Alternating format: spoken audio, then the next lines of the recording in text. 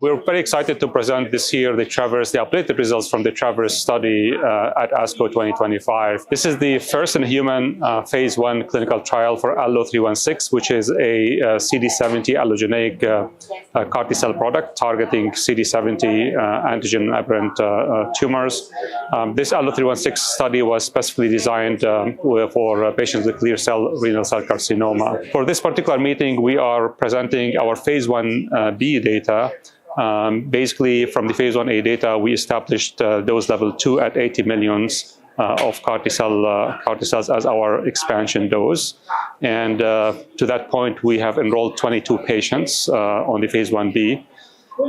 20 of these patients infused the ALLO-316 product. The other 2 patients received lymphodepletion, but they never were able to receive the ALLO-316. So the primary endpoint from this phase 1b was safety, and the secondary endpoint was looking at the efficacy data and the cell kinetics of the ALLO-316. As far as the safety, overall the safety profile was, I would say, manageable and consistent with what we see in other CAR T-cell products, especially the commercialized one for heme malignancies. For instance, if you look at the cytopenias, they were around the same range that we see in the heme malignancies. If you look at the cytokine release syndrome, which is a unique toxicity with CAR T-cell products, it was around 68%. All the cases were grade 1 or 2. Same thing for ICANS, which is a unique neurotoxicity associated with CAR T-cell products. We have around 18% of them were grade 1 or 2 and reversible. We did not see any graft versus host disease because remember, compared to the commercially available products, this is an allogeneic off-the-shelf from donated cells. To that point, we didn't see any graft versus host disease. The infection rates were also consistent with what we see in hematologic malignancies.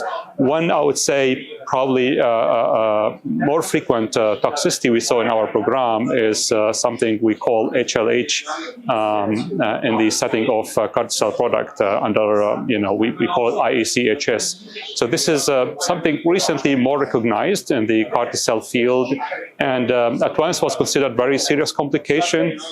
From our phase 1a data, we have learned a lot how to manage this toxicity, and indeed for the phase 1b, although the incidence was 36%, none of these toxicities met the DLT criteria because we were able to capture them very early and treat them properly. And from these 36%, only 2 patients had grade 3 or 4. Most of the patients we captured early and they were at the grade 1 or 2 treated them successfully.